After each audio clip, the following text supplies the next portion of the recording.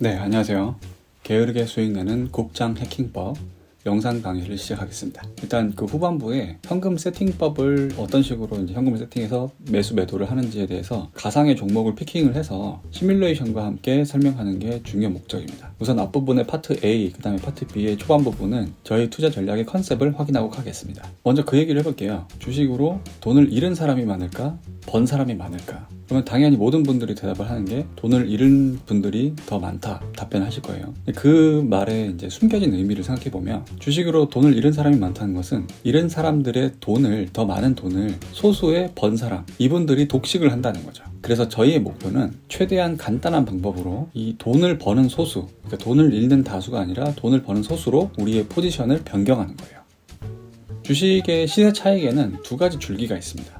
첫 번째는 바보에게 떠넘기기고요. 두 번째는 패배자에게 받아오기입니다. 먼저 바보에게 떠넘기기는 흔히 우리가 생각하는 추세 추종, 주가가 오르고 있을 때, 우상승하고 있는 주가가 있을 때 그 오르는 주식을 사가지고 더 오르면은 나보다 더 비싸게 사는 다른 사람들에게 파는 거예요. 그게 1번 바보에게 떠넘기기고요. 2번 패배자에게 받아오기는 주가가 한참 내렸어요. 떨어지고 있으면 사람들이 손절을 하고 손절하다가 마지막에 이제 주가 최바닥에서 막대한 양의 손절을 감행하는 그런 불쌍한 사람들이 있습니다. 그럼 그 사람들이 투매한, 그러니까 팔아치운 주식을 주워오는 게 패배자에게 받아오기예요. 그래서 잘 생각해보면 다른 사람들의 주식에 대한 대량 손절을 잘 캐치만 하면 큰 노력을 들이지 않고 손실을 줄이면서 수익을 얻을 수가 있어요. 그래서 이제 제가 국장 해킹이라고 표현을 했습니다. 우리가 만약에 국장 해커가 되고 싶다 그러면 우리의 포지션이 어떤지에 대해서 좀 파악을 할 필요가 있습니다. 4가지 분면으로 나눠봤어요. 우선 주식으로 돈을 벌려고 부지런하게 노력하는 분들이 있고 게으르게 행동하는 분들이 있을 거예요. 그리고 돈을 못 버는 분이 있고 돈을 버는 분이 있겠죠. 부지런하게 열심히 공부하고 열심히 매매하는데 돈을 못 벌어요. 그러면 호구입니다. 지질이 또 노력도 안 하고 그냥 운에 맡기는데 역시 못 벌어요. 그러면 재물이겠죠. 그 다음에 부지런하게 노력을 하고 돈도 벌어가는 분이 있어요. 이런 분들은 우리 고수라고 부를 수 있습니다. 이런 분들은 계속해서 자산이 증식이 되는 거예요. 마지막으로 게으르게 행동하는데 희한하게 돈을 버는 분들도 있습니다. 그리고 그런 분들을 우리는 해커라고 부를 수가 있어요. 자, 이제 본격적으로 파트 A로 넘어가겠습니다. 국장 탈출은 지능순이라는 제목으로 만들어봤어요. 이게 이제 작년에 한창 유행했던 자조적인 표현이었어요. 하도 우리나라 주식시장이 이제 계속 하락만 하니까 빨리빨리 이제 흔히 서학개미라고 하죠. 미장으로 옮겨가는 그 개인 투자자들도 많아졌고 미장으로 옮겨가니까 마침 그때 이제 트럼프 랠리가 잘 맞아 떨어져가지고 다들 돈을 버는 거예요. 그러니까 이제 국장 탈출은 지능순이다라고 하면서 국장에 남아있는 투자자들을 조롱했었거든요. 근데 지금은 이제 상황이 완전히 역전돼가지고 이 표현이 조금 무색해지긴 했는데 우리나라 주식시장이 안 좋으니까 투자하면 안 된다 이런 논리를 가진 분들의 이제 입장을 한번 분석해보는 시간을 가지겠습니다.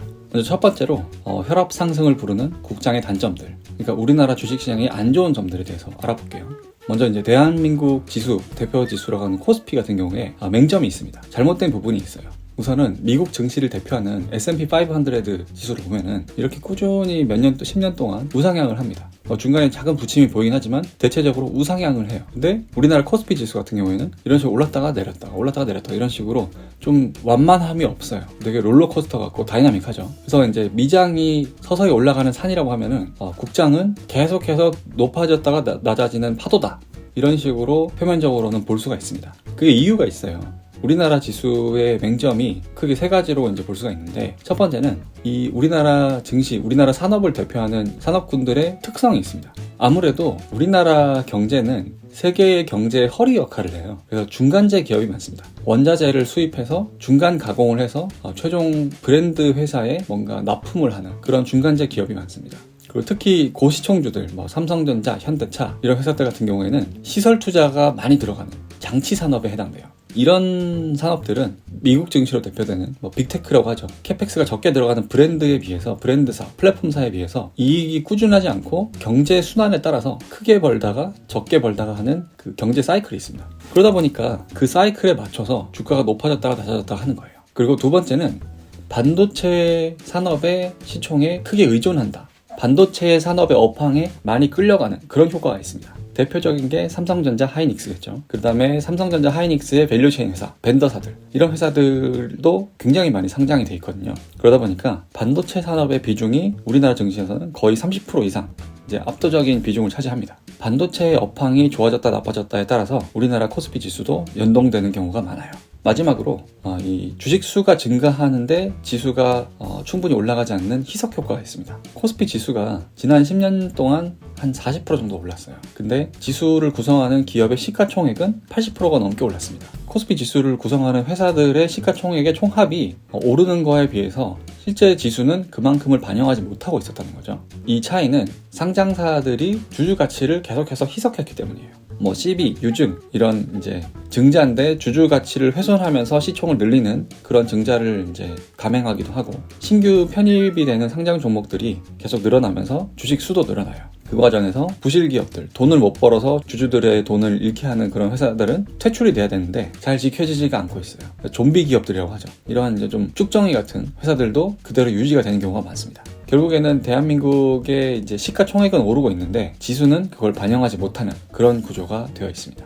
그리고 우리나라 증시의 특징을 알아볼 때 외국인 수급 효과를 꼭 체크를 해야 돼요. 국장이 전 세계 증시에 비해서는 굉장히 규모가 작은 편입니다. 근데 거래량은 또 굉장히 큰 편이에요. 그 이유는 외국인 수급이 많이 왔다 갔다 하기 때문이거든요. 이 외국인 수급 효과를 알아볼 때 첫 번째로 실체가 좀 복잡하다는 거는 염두를 하셔야 됩니다. 다양한 전략과 스타일이 합쳐져 있어요. 우리가 왜 외인이 들어왔다, 외인이 나갔다 이런 얘기를 하는데, 들어오는 외인도 있지만 나가는 외인도 많고 막 그런 이해관계가 얽혀 있으면서 좀 거대한 이 방향성이 결정이 되는 거예요. 그래서 외인이 들어왔다 그랬을 때 모든 외국인들이 주식을 사주는 것도 아니고요. 외인이 빠져나갔다 했을 때 모든 외국인이 주식을 파는 것도 아닙니다. 그리고 두 번째는 이제 환율이 핵심입니다. 그러니까 환율이 굉장히 크리티컬하다는 거를 알고 계셔야 돼요. 우리나라 원화가 강세일 때는 외국인들 입장에서 함부로 들어오기가 어려워요. 이제 환율도 증시와 비슷하게 사이클을 그리는데, 원화가 강해져 있는 상태에서는 외국인들이 달러 자금으로 우리나라 증시를 샀다가 환율이 빠지게 되면은 환차손을 입게 되겠죠. 그러니까 같은 돈이라도 환율이 예를 들어서 마이너스 5% 빠진다고 하면은 마이너스 5%만큼 손해를 보고 시작하는 거예요. 반대인 경우도 있긴 있겠죠. 원화 환율이 워낙에 싸져 있을 때 매수를 하면은 원화가 강세가 됐을 때 추가적인 환차익을 얻어갈 수가 있습니다. 그래서 그런 환율 변화를 모니터링을 하면서 한국 증시에 들어갈지 말지를 판단을 하거든요. 작년 같은 경우에 막 원화 환율이 1,500원 간다 막 그런 얘기까지 나왔는데, 그러다 보니까 나라가 망한 줄 알았어요, 사람들이. 근데 반대로 외국인들 입장에서는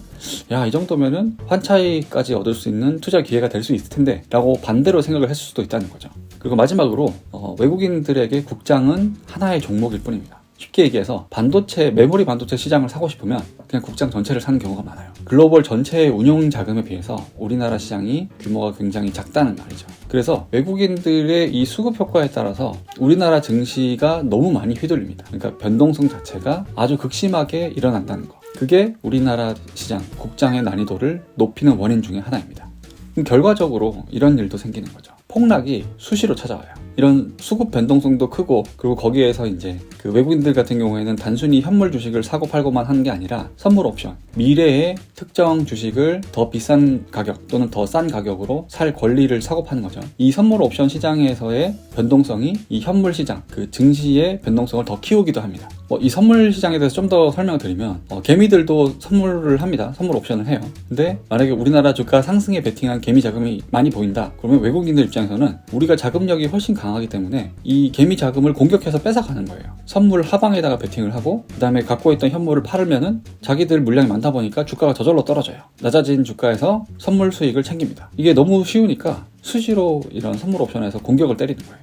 그리고 공매도 제도의 맹점도 있습니다. 이런 과정에서 공매도도 자주 사용이 되는데, 이 주가를 떨어뜨리기 위해서 공매도를 쓰는 거예요. 근데 불법 공매도가 너무 쉬운 구조예요. 그래서 이제 하염없이 주가가 낮아지도록 이렇게 의도할 수도 있고, 꼭 불법이 아니더라도 그런 의도는 충분히 반영이 될 수가 있거든요. 그러다 보니까 우리나라 증시가 참 안 오르는 경우가 많았어요. 개별 종목들이. 근데 이 부분은 2025년 3월 31일 공매도 재개 때부터 약간은 보완이 되었습니다. 근데 이게 어느 정도 효과가 있을지는 저희가 좀 더 지켜봐야겠죠.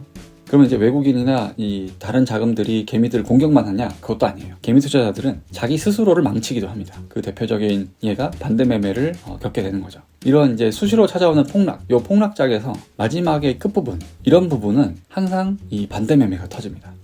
왜 그런지 아세요? 그냥 개미 투자자들이 어리석기 때문이에요. 어수룩하고 판단력이 부족한데 돈은 빨리 벌고 싶고 욕심은 많고, 그래서 특별히 더 위험한 종목에다가 무리하게 빚을 지면서 투자를 하고, 근데 그 빚이 주가가 빠지면서 강제 청산이 돼요. 그러면 빅2 투자자들은 깡통을 차고, 그런 깡통 찬 사람들이 손절하는, 매도하거나 매도당하는 물량들이 연쇄작용을 일으켜서 주가는 더 빠지고, 그런 연쇄작용이 벌어지면서 시장이 폭락을 불러요. 그 코스피 일봉 차트를 한 1년치 기준으로 보면은 그 해마다 연저점이 있을 거잖아요. 그 연저점이 스무드하게 빠지다가 바닥 다지고 올라가는 게 아니에요. 항상 폭락으로 내리꽂고 그 다음에 회복이 됩니다. 이런 점들도 주식시장에서의 난이도를 높이는 그런 특징이 되겠죠. 왜냐하면 이렇게 급격하게 확 빠지면은 멘탈이 견딜 수가 없어요. 그런 부분이 더 어렵게 만드는 요인이다.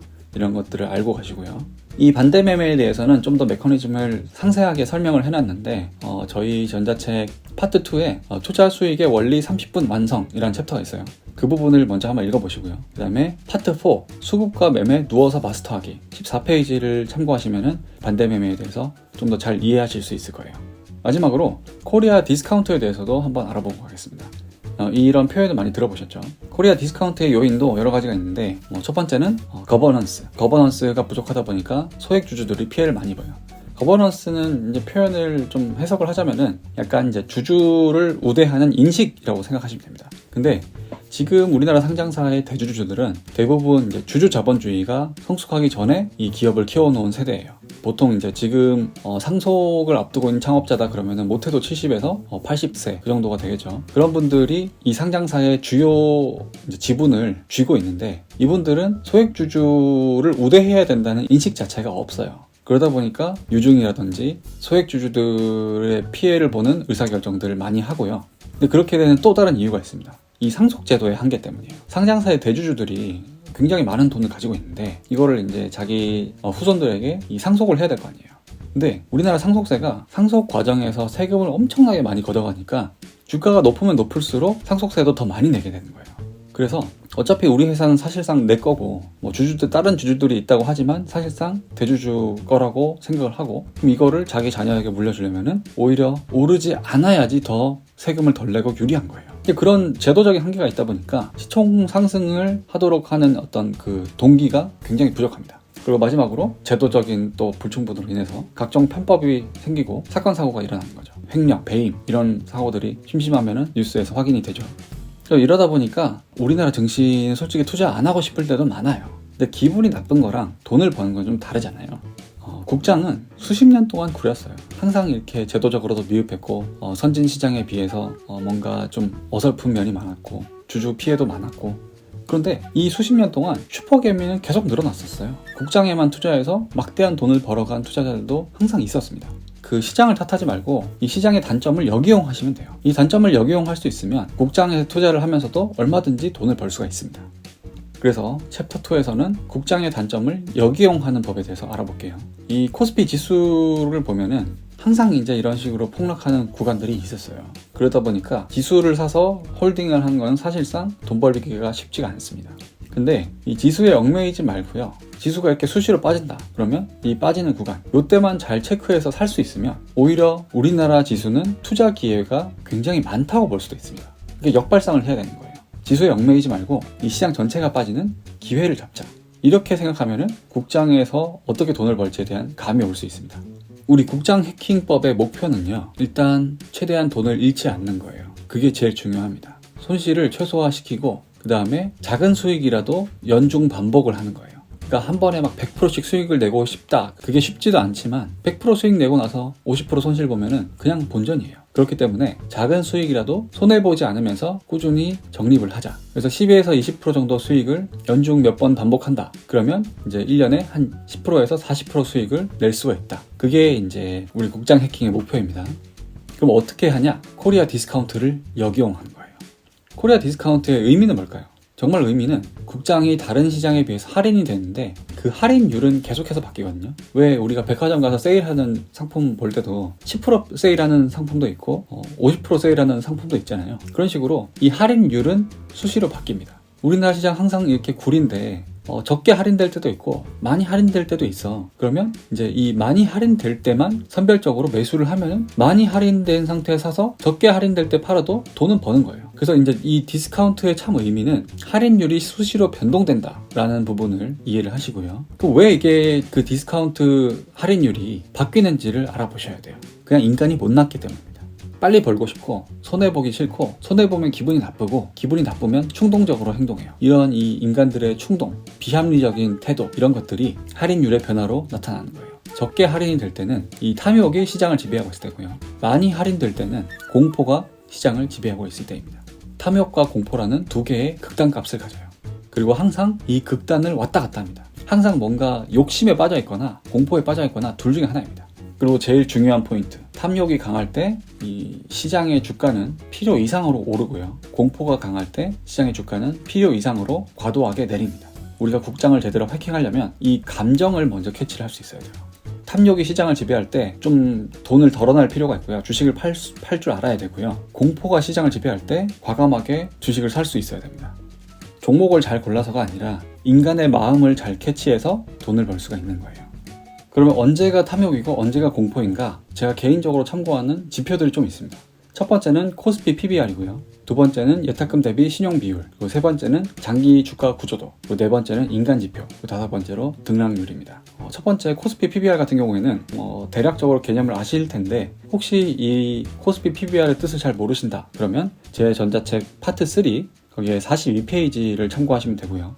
42페이지. 그리고 예탁금 대비 신용 비율은 투자를 하지 않은, 아직 주식을 사지 않은 대기 자금인 예탁금 규모가 이제 그 집계가 돼요. 그 다음에 빚을 내서 투자를 하는 요 신용 자금의 이제 크기도 같이 집계가 됩니다. 그래서 이 신용 자금을 전체 예탁금 대비 몇 프로인지 그거를 퍼센테이지를 구해서 이제 이게 저평가됐나 고평가됐나를 파악을 할 수가 있습니다. 요거는 저희 전자책 파트 4의 26페이지를 보시면 되고요. 장기 주가 구조도, 그 코스피 장기 차트를 봐요. 거기에 고점과 저점을 선으로 쭉 이어보면은 대략 이제 박스가 나오는데요. 이 박스의 상단은 좀 고평가라고 볼 수가 있고 박스의 하단은 저평가라고 볼 수가 있겠죠. 요거는 파트 3의 44페이지 그 부분을 보시면은 제가 설명을 더 해놨고요. 그리고 인간지표. 인간지표는 정성적인 부분이에요. 왜 그런 거 있죠. 국장 탈출은 지능순 이런 소리들이 나올 때가 최고의 매수 기회다. 너보다도 다 주식을 부정적으로 볼 때, 주식 자체에 관심이 없을 때, 그럴 때가 기회입니다. 특히 이제 귀가 얇은 지인들이 있을 수 있어요. 주변에 보면은 주식으로 돈 번 적이 한 번도 없고 항상 돈을 잃는 분들이 있어요. 그분들이 있으면 오히려 눈여겨보세요. 그분들이랑 반대로 하는 거죠. 그리고 마지막으로 등락률이 있는데 아까 이제 시장은 항상 저점이 되면 폭락한다고 했잖아요. 그 폭락의 마지막 점, 그러니까 마지막 바닥을 확인했던 그런 날은 지수의 등락률도 평소보다 훨씬 더 큰 편이 많아요. 저점은 항상 처절하게 떨어지다 보니까 하락률 자체가 좀 크다. 이게 변곡점이 될 수가 있습니다. 자, 그럼 이제 파트 B로 넘어와서 국장 수익률 해킹의 실전을 한번 보겠습니다. 먼저 이 유혈 사태를 역이용을 해볼게요. 앞서서 이야기한 이 공포에 사야 한다 이런 표현에서 공포의 끝, 시장 하락의 바닥에서는 반드시 반대매매가 터진다. 요거를 한번 확인해 보시고요. 반대매매의 의미는 다시 한번 이제 말씀드리면 파트 4의 챕터 1 그 부분을 참고를 하시면 되고요. 핵심은 반대매매가 무조건 터진다는 거예요.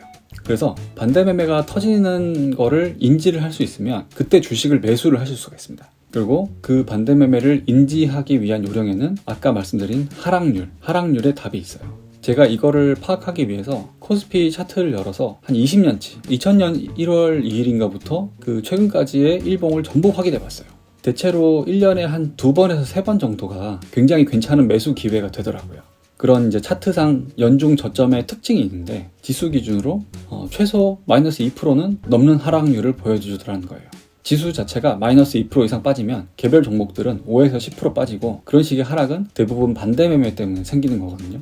지수 하락률 자체가 반대매매의 신호가 될 수가 있다는 거를 깨달았습니다. 체감상 1년에 한 2번에서 3번 정도가 최적의 매수 빈도였고 효과적인 수익을 낼 수가 있었고요. 그런 두세 번 오는 기회를 찾는 기점은 마이너스 2.5%가 넘는 하락이었습니다. 코스피 지수가 마이너스 2.5% 이상 마이너스 2.5% 넘게 빠지게 되면은 그날은 매수 기회였다는 거예요. 이게 이제 국장 해킹의 핵심 규칙입니다. 이것만 지킬 수 있으면 나머지는 뭐 어떻게 하든 대충 돈은 벌어요. 너무 간단하죠. 코스피가 마이너스 2.5% 넘게 빠지는 날만 매수하시면 돼요. 제가 이걸 처음으로 적용해본 해가 2022년이었는데 그때도 사실 2024년 못지않은 오히려 더 심각한 하락장이었거든요. 코스피가 마이너스 25.17% 하락했었는데 저는 그 해 20% 수익이 났었거든요. 그러니까 지수 대비로는 거의 40몇 % 수익이 난 거예요. 그래서 깨달은 거죠. 이거 굉장히 간단한데 확실한 규칙이구나. 근데 이거를 지킬 수 있으려면, 이 규칙을 활용할 수 있으려면 게을러야 됩니다. 부지런하면 오히려 실패해요. 최고의 기회가 1년에 2일에서 3일, 많아봤자 5일 정도예요. 그건 무슨 뜻이냐? 보통은 1년에 거래일이 한 250일 정도 나오거든요. 휴일들 빼고 이렇게 하면 250일 정도 나오는데 그 중에 3일이면 98.8%의 거래일은 아무것도 안 해야 됩니다. 그냥 가만히 있어야 돼요. 이게 상당히 괴로운 일이에요. 인간의 본성에 반대되는 행동이거든요. 우린 동물이잖아요. 움직이는 생물이에요. 근데 움직이지 말라고 하면은 이게 본능을 거스르라는 뜻이기 때문에 굉장히 어렵습니다. 이렇게 쭉 빠지는 요 날 빼고는 이 나머지 모든 날은 가만히 있어야 돼요. 이게 생각처럼 쉬운 게 아닙니다. 그러니까 게으름이 고도의 스킬입니다. 게으를 줄 알아야 돈을 벌어요. 근데 이제 제가 이런 부분에서 우리의 심리적인 허들을 넘기 위한 핵심을 고민을 해봤는데 결국에는 주식 외의 일상에 집중하는 게 주식 시장에서 게으를 수 있는 최고의 비결이었어요. 그러니까 관심 종목을 발굴은 해야겠죠. 최소한의 주식 공부는 해야 되지만 그 시간 외의 모든 시간은 주식이 아니라 이게 매매할 생각을 한 게 아니라 일상에 집중을 하시는 거예요. 직장 생활도 하시고 사업도 하실 수도 있고요. 취미 생활도 하시고 연애도 하시고 연애해서 가족도 만드시고 운동도 해야겠죠. 건강하게 오래 살아야 되니까. 그리고 맛있는 것도 드시고 다른 일상들에 집중을 하시다가 코스피가 마이너스 2.5% 넘게 빠지는 날이 나왔다. 그러면 그때만 주식에 바짝 집중하시면 돼요. 그렇게 해야 게으르면서도 돈을 벌 수가 있습니다. 오히려 게으르기 때문에 돈을 벌 수가 있어요. 그럼 이제 마지막으로 실전 투자법, 현금을 어떻게 세팅하고 어떻게 매매를 하는지 그 부분을 확인을 해보겠습니다. 일단 코스피가 마이너스 2.5% 넘게 하락하는 날에 매수를 해야 되기 때문에 현금이 없는 상태에선 주식을 살 수가 없잖아요. 포트폴리오를 짠다고 했을 때 현금과 주식을 몇 대 몇 이런 식으로 배분을 해놓고 시작을 하는 거예요. 제가 두 가지 정도 샘플을 가져왔는데 이 A 샘플은 현금 대 주식이 3대 7, 주식이 7이고 현금이 3인 거예요. 그 다음에 두 번째는 현금 대 주식이 7대 3, 그러니까 평소에 현금을 좀 더 많이 쟁여놓는 그런 스타일입니다. 자, A, 현금 대 주식이 3대 7일 때는 먼저 최초 현금 비중은 30%겠죠. 그리고 매수일, 우리가 이야기하는 매수일은 코스피 마이너스 2.5% 넘는 하락일입니다. 이 매수일이 뜨면은 현금 비중을 10%로 맞추는 거예요. 현금 30% 중에서 그 3분의 2, 20%를 소진을 하는 겁니다. 그리고 이 매수일, 첫 번째 매수일이 뜨고 나서 폭락이 연쇄적으로 일어날 수도 있거든요. 그래서 3주 이내에, 처음 매수일에 주식을 사고 나서 3주 이내에 추가로 또 마이너스 2.5% 넘게 빠진 날이 있다. 매수일이 발생을 했다. 그러면 현금 비중 남은 10%에서 5%, 또 더 빠지면 한 번 더 5%, 만약에 더 빠지면 이제 몸빵 하는 거예요. 그런 식으로 5%씩 현금을 더 소진을 합니다. 그리고 마지막 매수일, 그러니까 언젠가는 주가 하락이 멈추고 오르겠죠. 마지막 매수일에 3에서 4주 뒤, 그때쯤 되면은 시장이 충분히 좀 반등을 하거든요. 우리가 산 주식도 주가가 올랐겠죠. 그럼 이제 수익이 났으니까 그 부분에서 일부를 수익 실현을 합니다. 주식을 팔아요. 그래서 우리가 최초에는 현금 비중이 30%였는데 다시 현금 비중이 한 20% 정도 될 때까지는 복구를 하세요. 그래서 이제 전체 현금이, 내 계좌가 좀 늘어났을 텐데 늘어난 계좌 대비 한 20% 정도는 현금이 생기도록 다시 포트폴리오를 조정을 해줍니다. 그리고 마지막 매수일 발생 이후에 3에서 4개월 뒤, 몇 달 정도 시간이 지나면 주가는 더 올라 있겠죠. 그럼 그때는 우리의 최초 현금 비중 30%로 복구를 하십니다. 이 정도쯤 되면 계좌가 분명히 늘어나 있을 거예요. 근데 그 과정에서 대박 종목들이 생기는 경우가 생기거든요. 개별 종목이 40% 넘게 상승하는 경우가 있습니다. 이거는 종목 픽을 제대로 했다는 뜻이에요. 이렇게 40% 이상 수익이 나면은 그 중에서 20% 정도의 수익, 그러니까 수익금의 절반을 매도를 하는 거예요. 예를 들어서 100만 원을 투자를 했는데 40만 원을 벌었어. 그러면 이거를 그대로 가져가는 게 아니라 한 20만 원 정도는 매도를 해서 수익금으로서 현금 비중에 편입을 시킵니다. 요게 이제 첫 번째 시나리오고요. 두 번째는 7대 3, 현금을 좀 더 많이 쓰는 요런 투자법인데, 이거는 약간 더 공격적이고 내가 지수 저점을 제대로 맞출 수 있다라는 확신이 생길 때 운영을 해보시면 좋습니다. 최초 현금 비중은 70%, 주식 한 30%, 그러니까 한 고초병 정도만 들어가 있는 거예요. 현금을 꼭 쥐고 버티고 있다가 매수일이 떴다. 그러면은 바로 60%의 현금을 써버리는 거예요. 그리고 현금 비중을 10%로 맞춥니다.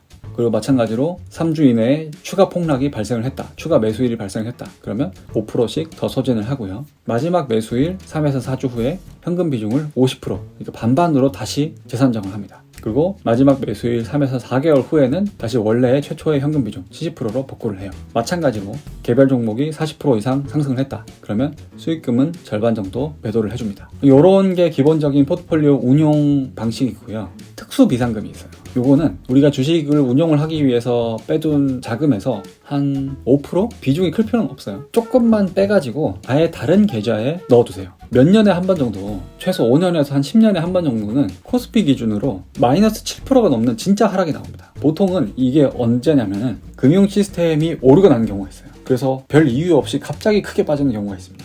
또는 코로나급 폭락장. 기억하시는지 모르겠는데 2020년 3월쯤에 코로나 팬데믹 때문에 말도 안 되게 사람들이 주식을 팔아치우면서 역대급 폭락장이 나왔어요. 그때 거의 마지막 부분에 마이너스 7% 하락이 있었습니다. 마이너스 7% 넘는 하락이었어요. 근데 그런 그 폭락장의 클라이막스, 이런 경우에 이 비상금을 한 5% 정도 쟁여놨던 비상금을 이제 꺼내서 매수를 한 거예요. 그렇게 하면 그때 산 물량은 굉장히 빠른 시간에 큰 수익을 낼 수가 있습니다. 그리고 이런 큰 기회가 왔을 때 이 기회를 놓치지 않기 위해서, 그때 현금이 없으면 이제 좀 아쉽잖아요. 그래서 특수 케이스에만 쓸 수 있는 비상금은 따로 빼놓자. 그거까지 체크를 하시고요. 이제 이런 포트폴리오 운용을 지키시려면 매매 일지를 쓰셔야 돼요. 매매 일지는 종이에 쓰셔도 되고 엑셀을 열어서 정리를 하셔도 되고 그냥 편한 형식으로 자유롭게 하세요. 그런데 꼭 들어가야 되는 내용이 있습니다. 첫 번째는 매수일 관련해서 내가 매수를 했던 날짜랑 그날의 코스피의 최종 하락률, 그리고 매수일 플러스 4주 이런 식으로 처음으로 수익 실현할 때가 언젠지를 알림을 설정해야겠죠. 그 다음에 매수일 플러스 3개월 또는 4개월 이런 식으로 좀 더 중기 이후에 이 포트폴리오를 재산정을 해야 되는 알림도 설정을 합니다. 그리고 매수한 종목 관련해서 기록을 해놔야겠죠. 무슨 종목을 샀는지, 그 종목을 살 때 투자 아이디어는 뭐였는지, 무슨 이유 때문에 그 종목을 샀는지, 그 다음에 매수 종목의 평균 단가, 그러니까 내가 이 종목을 샀던 매수가를 기입을 하시는 거죠. 그리고 마지막으로 매수일, 그 폭락일에 대한 개인적인 인상도 좀 적어주시면 좋습니다. 시장 참여자들의 분위기가 이러이러했고 내 계좌는 어느 정도 수준이었고 시장 전체가 빠지면 내 계좌도 좀 타격을 입었을 거예요. 거기에 대한 제 감정도 당연히 써야겠죠. 요거를 이제 제가 가상의 투자 시나리오를 좀 만들어 가지고 샘플을 가져와 봤습니다. 예시를 좀 보여드리면 더 쉽게 이해하실 것 같아서 포트폴리오 운용 시뮬레이션을 한번 보여드리고 끝낼게요. 종목과 현금을 7대3, 그러니까 A 전략이죠. 요걸로 해서 3월 4일부터 2개월간 투자를 했다고 가정을 할게요. 3월 4일에 몇 개의 종목을 골라서 사는 거예요. 요거는 실제로 제가 매수를 했던 종목들을 가지고 샘플로 이제 가상의 포트폴리오를 구성을 해봤어요. 그러니까 3월 4일이 3월의 첫 거래일이었습니다. 현금을 만약에 1000만 원을 가지고 있었다. 그러면 700만 원의 주식을 매수를 해요. 700만 원이니까 제가 7개 종목으로 분산을 해놨습니다. 그리고 100만 원치를 딱 떨어지게 사기는 힘들거든요. 주가가 있다 보니까 어떤 건 97만 원 샀고 어떤 건 100만 원 조금 넘게 샀고 이런 식인데 전반적으로 거의 700만 원, 총 680만 원 정도를 샀죠. 이렇게 해서 처음 세팅을 시작을 했습니다. 그리고 현금 320만 원 가까이는 이제 일단 현금 비중으로 가지고 있는 거죠. 그리고 3월 31일에 첫 번째 매수일이 발생했어요. 코스피가 마이너스 3% 빠졌고요. 요때를 이제 기록을 하는 거예요. 내가 갖고 있었던 종목에서 보유 현금 30% 중에 20%, 그러니까 200만 원을 추가 매수를 한 거예요. 200만 원을 7로 나눠서 대략 한 28만 원 정도 나오는데 그 언저리로 해가지고 물량을 추가 매수를 하면서 채웠어요. 그래서 이 종목은 3주를 더 샀고 이 종목은 5주를 더 샀고 이런 식으로 해서 쭉 한 200만 원어치 정도를 매수를 합니다. 그리고 1개월 뒤, 4주 뒤에는 4주 뒤가 언제인지 4월 28일이다. 그럼 이제 4월 28일에 알람을 맞춰놓고 그때가 되면은 이제 주식을 본격적으로 이제 좀 정리를 해주는 거죠. 그리고 3개월 뒤는 6월 29일인데 이때는 좀 더 적극적으로 매도를 해서 이제 우리 현금 비중 최초 30%를 맞춰야 된다. 그거까지 알람을 이제 설정을 해놓고요. 그러고 있는데 지수가 또 빠졌어요. 2025년 4월 7일에 마이너스 5.57. 이거는 꽤 큰 하락입니다. 평소에 보기 드문 하락이에요. 1년에 한 번 나올까 말까 한데 이런 식의 또 이제 매수일이 발생을 했습니다. 그래서 보유 현금이 10% 남았었는데 그 중에서 5%, 그러니까 50만 원이죠. 50만 원을 다시 추가로 매수를 합니다. 여기서부터는 보유 자금이 1000만 원이면 사실 크지는 않잖아요. 그러다 보니까 이게 좀 어려워지는데 50만 원을 7종목에 나눠서 살려면은 예를 들어서 이렇게 막 23만 원짜리 종목 이런 거는 살 수가 없어요. 너무 많이 사는 거니까. 근데 이거는 개인적인 판단으로 사야 된다. 이 종목이 미래가 밝다. 그러면 사실 사도 되는 건데 일단은 저는 이제 너무 돈을 많이 쓰는 거는 아예 배제를 해버렸습니다. 그리고 안 사도 돼요. 나중에 오를 거니까. 그래서 살 수 있는 것만 사가지고 43만 9천 원 정도, 50만 원에 조금 모자라게 이렇게 추가 매수를 했습니다.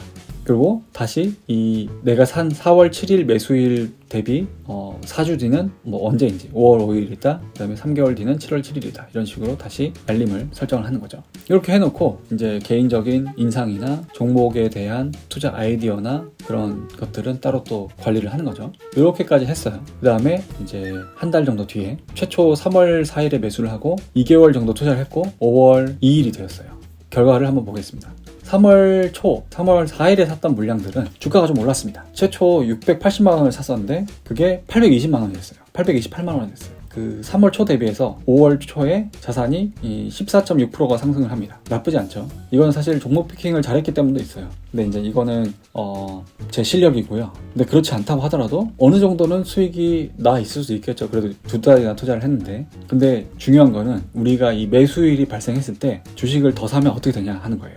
각각 매수일 3월 31일에 주식을 더 산 거랑 4월 7일에 주식을 더 산 게 매수일 대비해서 17.4%, 28.1% 상승을 합니다. 3월 31일에 사서 5월 2일에 봤더니 이게 17%나 올라 있고요. 3월 초에 산 것보다 훨씬 많이 오른 거예요. 보유 기간은 더 짧은데 수익률은 훨씬 좋았던 거예요. 그리고 4월 7일 이 급락일에 샀던 거는 5월 2일이니까 한 달도 안 된 그 기간 동안 28.1%나 상승을 합니다. 그래서 매수일이 터졌을 때 국장이 특히 저평가되어 있는 반대 매매가 터지는 날에 주식을 샀을 때 이런 식의 추가 상승 효과를 볼 수가 있다는 거예요. 그래서 이거를 다 더해서 계좌가 실제로 얼마나 불어났는지를 시뮬레이션을 돌려봤더니 코스피 지수부터 먼저 볼게요. 코스피 지수가 3월 4일에는 2520.92%였고 5월 2일에는 2559.79포인트. 그래서 거의 안 올랐어요. 수익률이 1.22%였습니다. 그러니까 제자리였다는 거예요. 근데 실제 차트를 보면은 쫙 빠졌다가 다시 한번 쫙 올라가고 그래서 V자를 그리긴 했었습니다. 근데 계좌는 3월 4일에 1000만 원으로 시작했는데 5월 2일에 1190만 원이 되는 거예요. 수익률이 19% 넘는 수익률을 기록을 하게 됩니다. 그러니까 시장 대비해서는 압도적이었죠. 자, 이거를 시뮬레이션 리뷰를 해볼게요. 이게 수익률이 2달에 19%면 좀 지나치게 높은 편이긴 하거든요. 그러니까 1년 목표 수익률이 한 10에서 40%인데 2달 만에 19%, 20% 가까이 수익을 냈으면은 그거는 굉장히 성과가 좋았던 구간이에요. 근데 이 부분은 제가 종목 픽을 좀 잘했기 때문도 있습니다. 그래서 이게 모든 케이스에 적용되기 쉽지는 않아요. 그 부분은 좀 고려를 하시고, 근데 중요한 거는 우리가 국장 해킹하기 위한 매수일 코스피가 마이너스 2.5% 넘게 빠진 날만 매수를 했을 때 경험적으로 내 실력 대비해서 한 5% 정도는 무조건 초과 수익이 발생해요. 종목을 잘 고르면 5% 넘게도 발생을 합니다. 이거를 두세 번 정도 5% 정도의 초과 수익을 반복을 하면은 실제 내 실력 대비 또는 시장 수익률 대비해서 10에서 15% 정도의 초과 수익은 꾸준히 발생시킬 수 있다는 거예요. 그래서 이제 그 국장 해킹의 궁극적인 목표는 아무리 못 벌어도 아무리 시장이 안 좋아도 그 해에 최소 한 10% 정도는 벌자. 이게 1차 목표고요. 그래서 잘 되면은 종목 피킹을 잘했거나 기회를 더 잘 캐치를 했거나 그렇게 되면은 한 40%까지도 이제 연 40%까지도 수익이 날 수 있다. 이게 이제 국장 해킹의 목표입니다. 어떻게? 1년에 이틀에서 3일 정도 신호가 뜨는 그날만 매매를 해도 투입하는 시간 대비해서 효과가 좋은 거예요. 이런 게 우리의 잠재적인 목표다. 그런 것들을 생각을 해보시기 바랍니다. 자, 영상 강의를 이제 여기까지 할 거고요. 파트 C 같은 경우에는 이게 개별 종목에 대한 건데 그거는 이제 전자책만 보시고도 충분히 활용을 하실 수 있기 때문에 영상 강의에 넣지는 않았고요. 제일 중요한 거는 이 계좌를 어떤 식으로 실제로 운용을 하는지, 현금을 어떻게 세팅하고 어떻게 매수를 하는지 이 부분을 좀 제가 제대로 설명을 드렸고요. 국장 해킹이라는 게 사실은 우리나라 시장이 아니라 우리 스스로의 마음을 해킹하는 거예요. 인간 본성이 주식으로 돈 벌기 어렵게 설계되어 있기 때문에 그 본성을 해킹해서 수익이 나는 구조로 바꾸는 게 목표입니다. 그리고 뭐 국장 탈출은 지능순 이런 소리가 나오는데 우리가 진짜 탈출해야 되는 거는 국장이 아니라요. 우리 스스로의 어떤 인간으로서의 오류다. 요거를 기억을 해두시면은 우리나라 시장에서도 충분히 돈을 벌 수 있고 꾸준히 돈을 벌 수 있고 크게 잃지 않으면서 조금씩 벌다 보면은 어느 순간 자산이 꽤 많이 불어나 있네. 그런 거를 느끼실 거라고 믿습니다. 이 투자법을 적용을 하시면서 다른 궁금한 게 생긴다 그러면은 언제든 제 개인 메일 주소인데 여기로 문의를 주시면 최대한 빨리 답변을 드릴 수가 있어요. 공부 방법이라든지 투자 전략이라든지 이런 거 관련해서 이 궁금한 게 생겼다 그러면은 언제든 문의 주시고요. 그러니까 충분히 활용을 하셨으면 좋겠습니다. 자, 그러면 영상 강의는 여기까지 하고요. 여러분이 이 투자 방법을 잘 적용해서 돈을 많이 버시기를 저도 열심히 기도하고 있겠습니다. 고생 많으셨습니다.